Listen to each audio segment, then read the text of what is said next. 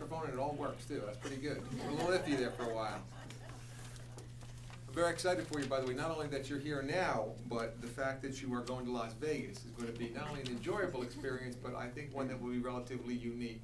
And it's unique for us as Americans as well. That said, along the Colorado River, in that region, is some very serious water-related issues, as you can imagine. And my father lived right on the Colorado River, further down from Las Vegas in a place called Lake Havasu, which is down a couple of dams along the way. And one of the troubling things, as you can well imagine, is the water from the Colorado River simply runs out. So that's obviously a big concern, as you can imagine, for the folks in the western part of our country. But now I'd like to talk a little bit about the interaction of our community with the Metropolitan New York City DEP, or Department of Environmental Protection. I think it's always important to have some level of history associated with this, and so it's important, I think, to recognize that 107 years ago, the New York City recognized its need to continue to provide water for a growing population. And what it did is representatives from New York City came to what was at that point an extremely rural area, bought major parcels of land, and created, after a damming process and obviously extensive engineering, the world's largest unfiltered water system. That's what currently exists, and that's how New York City and 9 million people receive their water. Now, one of the things that takes place in that process is a dynamic that is very, very different than what happens in many places in our country. We are separate municipalities. New York City is an entity of 5 boroughs, as you may or may not know of, but again, it's set up as a separate government. Then there are separate counties, towns and counties in our area, and then it gets bigger from that. Obviously the state of New York, and then ultimately the United States of America. The problem is the dynamic that gets set up when you have a very large, in this case now 9 million person municipality, getting water 90 miles away and having significant influence in another area, a much smaller municipality. And so what I really want to do is talk about that dynamic and what that really means. You see, this is going to matter to those of you who are talking about these kinds of issues if you will understand what will ultimately happen when you have a large municipality dealing with a very small or significantly smaller in population municipality. Geographically, we're relatively large. We're the size of the state of Rhode Island, geographically here. So from a topography situation, we're very, obviously widely varied. But let's talk briefly about that dynamic, because that's an important thing to grasp.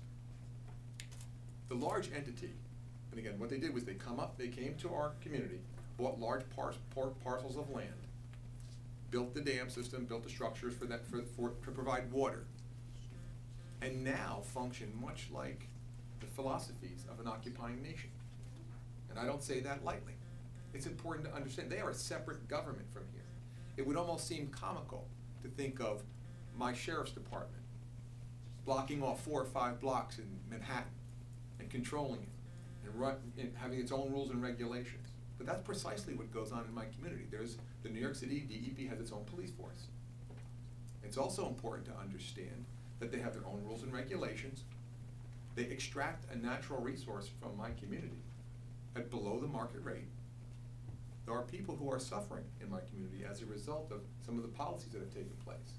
And so because of that, that didn't just happen.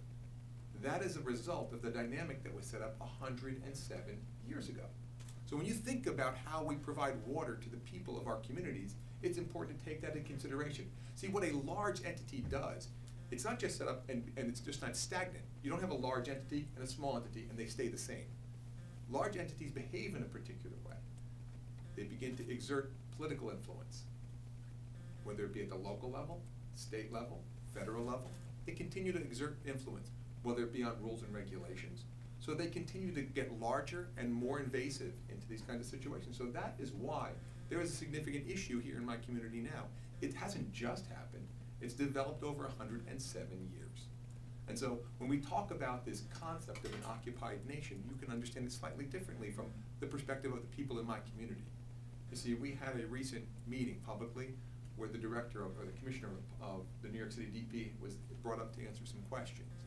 It was a terrible night weather-wise. It was raining horizontally. It was terrible, and everybody presumed there would just be a handful of people there. The truth was the fire marshals wouldn't allow us to put any more people in the room. People came out from throughout my entire community, fought to be able to get into the room to be able to speak. We had to send people away. There's a fundamental unfairness that can evolve in these kinds of situations, and that's precisely where we are at. Let's talk about how this happens locally for us. See, in our situation, all the land that the New York City DEP has, they have an obligation to pay property taxes. It's how our communities pay for the bills, basically. Well, what they have done is continually fought to not pay their fair share. That's, again, what a large entity has a tendency to do. And they can use a staff full of attorneys to be able to push back small communities who don't have the capacity to fight. And so ultimately, settlements must take place. And those settlements ultimately leave us in a situation where the small community is disadvantaged and really, fundamentally, has to subsidize New York City water rates. See, when you think about what the New York City DEP really is all about, it's providing clean, inexpensive water to 9 million people. The problem is, think about how some companies may operate.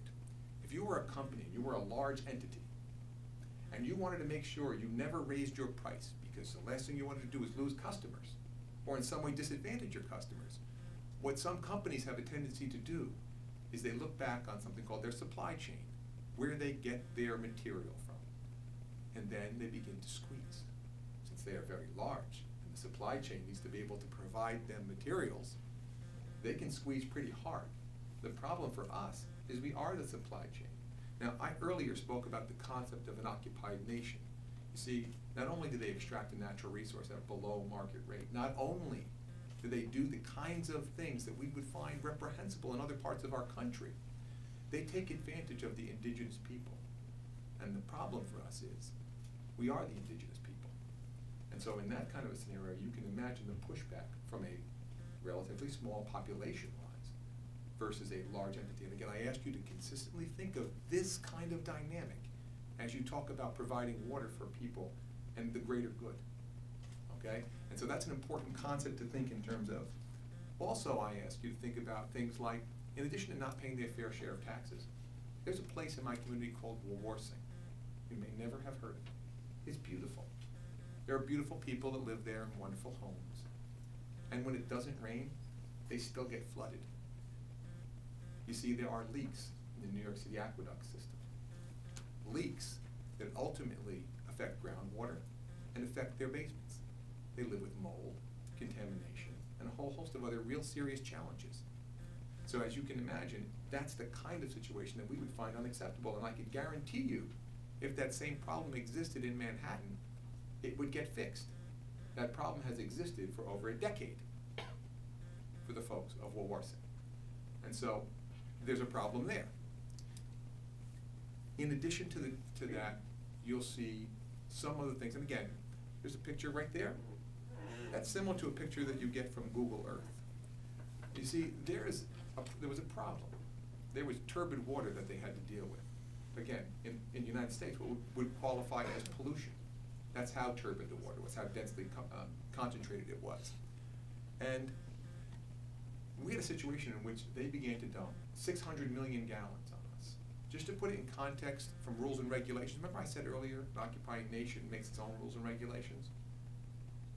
We had rules and regulations in our country that says, especially under the DEP, if you took a gallon of that kind of water and poured it into the watershed, you would be subject to a fine of $37,500 a day US. They dumped 600 million gallons a day for 10 months straight on my community. An enormous amount of damage. Now they damaged farmland along the way. They damaged generational swimming areas along the way. What you see there is where there are marinas. And unlike today, when it is a beautiful day out there, sometimes in upstate New York, it gets very cold. So cold that our river freezes over. In that waterway right there, the United States Coast Guard keeps a Coast Guard cutter. What they do is they chop through the ice so home heating oil can make it to upstate New York and heat the homes of people. Unfortunately, so much sediment is settling there that we are going to be forced to spend millions and millions of federal dollars to be able to clean up a mess created by people who simply wouldn't look at the options. And it's important also to understand the options that were at their disposal. We don't even want to go into the aquatic life that's been damaged or any impact on tourism. Tourism for Ulster County, just our county alone, $500 million in US. Just like our agriculture, $500 million US. So in this situation, what we're talking about is an area that has been taken advantage of. So when I talk to you about a cautionary tale. There is this dynamic, like I said earlier, that can get set up, and getting it set up right from the very beginning is important, because today we are again living with the consequences of actions that were taken 107 years ago. For those of you who are contemplating how you're going to address some of these issues, I would only ask that you be very cognizant of exactly what you're doing and how there can be unintended consequences for your children and your children's children. And that's really what we're talking about in this situation. We fully understand and appreciate the importance of providing water to the 9 million people that are our neighbors, our fellow New Yorkers, our fellow Americans. We understand that and we embrace that. But that dynamic, like I said, the strong will get stronger. The strong will influence more. And in this situation, the municipality with smaller resources will not be able to take on that giant. And only until recently, when we changed our form of government, do we have the ability to speak out. You see, before there was a county executive, there used to be individual town governments that were in a situation where they had to try to take on New York City and New York City's government with all the resources that were available, and it was a physical impossibility. Well, that's no longer the case. One of the reasons that you are here is because we were really loud. We were standing up and simply saying, this is unacceptable to us. It's unacceptable to the people of my community, and it's fundamentally not right. We understand the importance of providing water, but it has to be done in a way that recognizes the indigenous people who are us. Again, we are hopeful. We are working with the New York State DEC in the process. We are working with the federal EPA. There are large environmental groups that fully recognize just how poorly the residents of upstate New York have been treated. And we are hopeful that in some way, shape, or form, over the course of the not too distant future, we can make things right for the people of my community. And so with that, again, you're going to get a great deal of technical information, but I want you to truly understand what we're talking about is understanding the dynamic that has been set up and see this for what it is. That cautionary tale that you can avoid if you're setting up any way, shape, or form the way of providing water to large amounts of people, recognizing what that dynamic is and what it can do to other populations. And with that, I'd like to open it up for some questions. If anybody has any questions, please. The population of Ulster County? 183,000 people. By the way, really a special thank you to the Secretary of State's office for bringing this together. Again, we can't say thank you enough. We believe that this is one of those wonderful opportunities that we all come together and can discuss issues that impact far across borders. Again, all of these issues, we're talking about the most precious natural resource, period, more valuable than gold by far. And we recognize that, and that's, again, why we're thrilled to have this kind of meeting. So, do you have other counties associated in order to have some sort of negotiation with New York City? And it's a great question. The question really is, are there other counties involved to be able to try to strengthen, really a union almost approach to be able to deal with the New York City? Here's where the problem lies. Remember I said earlier, most of the counties didn't have county executives. Ulster County didn't have a county executive. Well, most of the counties within this watershed area don't have county executives. And so because of that, it's very small, very localized government, okay? Which lends itself to a strategy of divide and conquer, if you will, by the New York City DEP, and not so hard on their part. Okay, so again, this is the first time where we've had a county that is in the watershed that is clearly negatively impacted with the ability to speak out and speak out loudly. How do you speak loudly? Well, there are ways to do it. one thing we do is always acknowledge the importance of still providing the water. I've invited Mayor Bloomberg here personally. The reason that he hasn't shown up from my perspective is that if he saw the damage being wrought by the New York City DEP, and by the way, we don't call it the New York City Department of Environmental Protection, my community, it's the Department of Environmental Pollution, because they pollute our area. Okay, it's a total misnomer.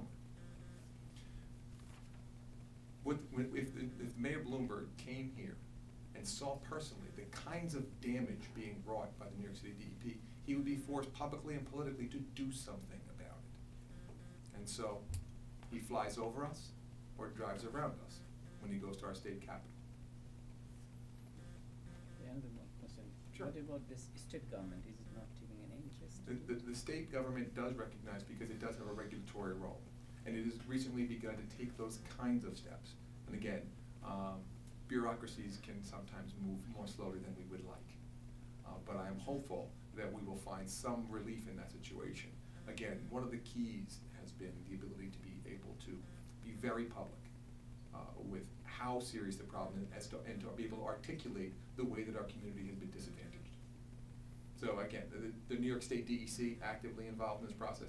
I know the EPA, which is again for a federal agency for the United States, is addressing this issue as well. My great hope is that we'll have success in those arenas before, again, we have to launch into legal action, which is probably the next step.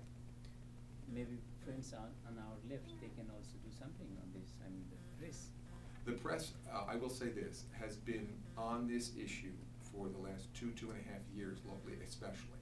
Now there have been others that have been involved in it much longer, but without question, local press has been actively involved in this, and the nice part is both the New York City-based media as well as Albany, and again, some international media as well, is starting to get a better understanding of the dynamic that was set up, like we were talking about, once you're able to truly articulate it.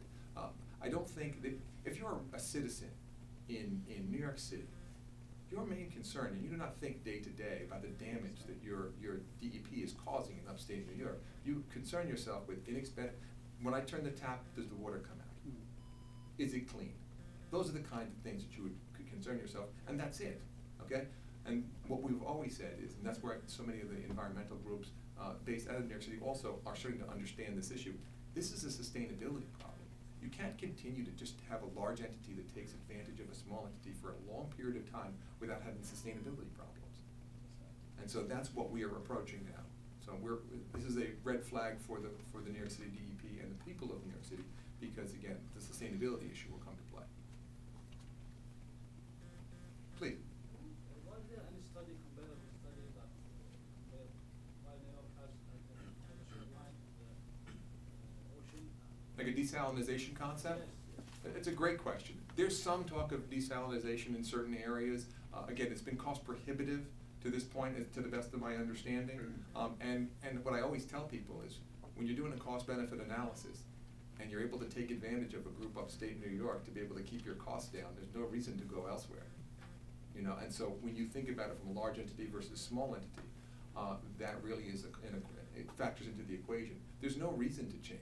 Right now, they're able to get very inexpensive. And by the way, the water in my community is incredibly clean. I'll give you another picture. In the very, very corner, one of the things that we have heard, now we suffered through something called, it's the worst natural disaster we have received locally here, ever. There was something called Hurricane Irene, and right after that was Tropical Storm Lee, all in a 10-day period. It was a very devastating time. And the New York City DEP, don't forget, the New York City DEP is not just large by a staff full of environmental hydrologists. It also has a significant number of engineers, attorneys, and a pretty significant spin machine in a media operation as well. They would talk extensively about how Hurricane Irene must have caused this turbidity, and it couldn't have been them or any involvement or their mismanagement of the system. The picture that you're seeing back there, where it shows crystal clear, beautiful water. By the way, that's why they wanted the water from our area in the first place. It's beautiful. Okay? And every other water body that's not controlled by them is pristine and crystal clear. The one below, where you see heavy turbidity below, both of those pictures, and by the way, they were taken a year apart, both of which were taken before any of the hurricanes ever happened. So it's important to understand this has been an issue for an extended period of time. That doesn't mean the hurricane didn't exacerbate the situation, but it clearly is not the reason for the situation. Please. Who's the ultimate authority here? Do they answer to anybody? Well, I was kind of hoping it was going to be Secretary of State Clinton, but I'm not really positive that's going to be the case. What I will tell you is this. We are working through this with the New York State DEC because they provide a significant amount of regulatory authority in this situation. Though I will say, the New York City DEP has attempted to exclude itself from much of the DEC's regulatory. This is pretty confusing, the DEC and DEP. But they have tried to exclude themselves from many of the rules and regulations. In fact, the normal permitting process, they do not follow. And they have not, in many of these instances, they have had to be forced either through litigation or through actions through the state DEC to participate in normal permitting processes. Again, like we said, an occupying nation sets itself apart. Again, they have their own police force act here. They write their own rules and regulations above and beyond what we do here. And the hard part is, when it came time to make choices about how to get this highly turbid water, the real decider here wasn't what was in the best interest of clean water. It wasn't what was in the best interest of the environment, because they severely damaged a 32-mile stretch of waterway. It was what was cheapest. What can I do cheapest? And so that is a very serious, though economics clearly plays a role in many of the decisions, it shouldn't be the only deciding factor, because what they consciously decided to do was do a capital project to pollute my community. You see, they didn't do this in this lower Sopus area for over 80 years. They made a conscious decision to be able to pollute my waterway and pollute and damage the people along the way. See, that's new. That's an active choice that they made because it was less costly to do it that way than maybe some of the other options that were being out there, including filtration. Anybody else? They do not have any sort of financial support to your county? Here's what happens. There is some dollars, and when you speak to the New York City DEP, what they will talk to you about is the property taxes that they do pay and the jobs they bring to our community. So don't forget, some of these communities outside of Ulster County, it is very rural. And so they provide some jobs, and so there's some economic benefit. That is reserved for you or something? No. It's just, when they need to hire people in that area, those people are typically locally based. What I have told them time and time again is, it is not only unfair, but it is completely, from my perspective, disingenuous to speak of how much you pay in taxes if you fail to acknowledge how much you have avoided paying by using your staff of attorneys to punish these local communities. It's unfair and unreasonable and completely disingenuous to talk about how many jobs you create when you don't talk about the stifling rules and regulations that they have imposed upon their watershed so that businesses cannot develop in there. How many jobs have they cost you as a result? So there is not this unbalanced discussion that goes on oftentimes. I think they just forget. Maybe that's what it is. So again, I want to thank you all. You are obviously just a wonderful group of people to be able to talk to. This is an issue that hits very close to home for us. I hope that you consider this, like I said, a warning. And that's probably the best way to see it, as a warning of what could happen. We provide water and do it well, and with a relatively small change in the relationship between the New York City DEP and the people of my community, we could have a significantly better relationship. Again, there will be a huge improvement locally, but that only will come if there's a commitment to change that dynamic, which has grown this way for 107 years. Again, I want to thank you very much. The good news for all of you is you're going to have very smart, very talented, technical people be able to speak to you now, and you won't have to listen to a politician. Again, thank you so much. We around here prefer to think of him as a